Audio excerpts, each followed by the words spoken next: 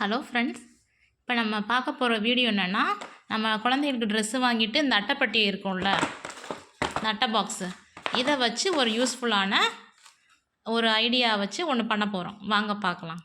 First இந்த dress வாங்கினா இந்த அட்டைப்பட்டி எடுத்துக்கிட்டு, இது இந்த சைடு வந்து இந்த மாதிரி இருக்கும்ல, இங்கே வந்து நம்பர் ஷார்ட்னு ஹெட்லைன் போட்டுட்டு 1லேருந்து 1 2 3 4 5 6 7 8 9 10 11 12 13 14 15 16 17 18 19 20 இப்படி நம்பர்ஸ் எழுதிக்கிட்டேன்.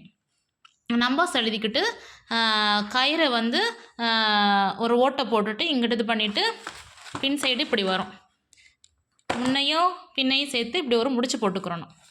போட்டுட்டு இப்போ நம்ம எல்கேஜி குழந்தைங்களுக்கு இது ஒரு ப்ராஜெக்டாக ஸ்கூலில் கொடுத்தாங்க.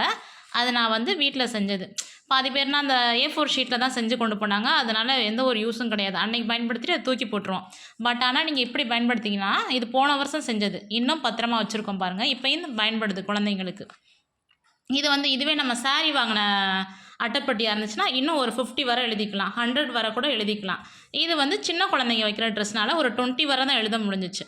இப்போ வந்து இங்கே ஒரு பால் மாதிரி இருக்கா, பிள்ளைங்க நல்லா படிச்சிருங்களா, 1 2 3 ஃப்ளூயன்ஸியாக சொல்லுங்களா, அப்போ வந்துட்டு இந்த மணி இருக்கிற இடத்த வந்து இப்போ வந்து 7க்கு நேராக வைக்கணும்.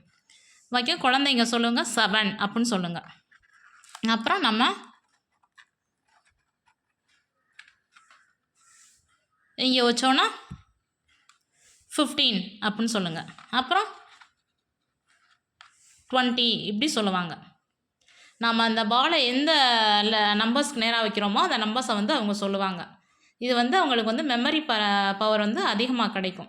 நல்லா என்ன சொல்கிறது, 1 2 3யும் நல்லா தரவாக தெரிஞ்சுக்குவாங்க. இதை வந்து நம்ம வந்து தூக்கி போடாமல் நம்ம வந்து வருஷம் வருஷம் பயன்படுத்திக்கலாம். எப்போ தேவைப்படுதோ அப்போ எடுத்து குழந்தைங்களுக்கு சொல்லிக் கொடுக்கலாம். A4 ஷீட்லனா பண்ணிட்டோம்னா அது அன்னைக்கு நாளைக்கு மட்டும் தான் பயன்படும். அப்புறம் நம்ம வந்து அதை தூக்கி வீச தான் செய்வோம். இப்படி பண்ணிட்டிங்கன்னா அழகாக இருக்கும். இதை அப்படியே எடுத்து வச்சிட்டிங்கன்னா எப்போ படிக்க தோணுதோ அப்போ எடுத்து படிச்சுக்குவாங்க. உங்களுக்கு வந்து இப்படி இதுவாக வேணாம் அப்படின்னு சொல்லிட்டிங்கன்னா இங்கே ஒரு ஓட்டை போட்டுட்டு ஒரு இந்த மாதிரி ஒரு நூலை வச்சு கட்டி தொங்க விட்டிங்கன்னா அவங்க அதை பார்த்தும் நல்லா படிச்சுக்குவாங்க. இந்த யூஸ்ஃபுல்லான ஐடியா உங்களுக்கு பிடிச்சிருந்துச்சுன்னா நம்ம வீடியோவை சப்ஸ்கிரைப் பண்ணுங்கள். மறக்காமல் பக்கத்தில் இருக்க பெல் பட்டனை கிளிக் பண்ணுங்கள். அப்போ தான் நான் அடுத்தடுத்து கொடுக்குற டிப்ஸ் எல்லாம் உங்களுக்கு வந்து நோட்டிஃபிகேஷனில் வரும். தேங்க்யூ.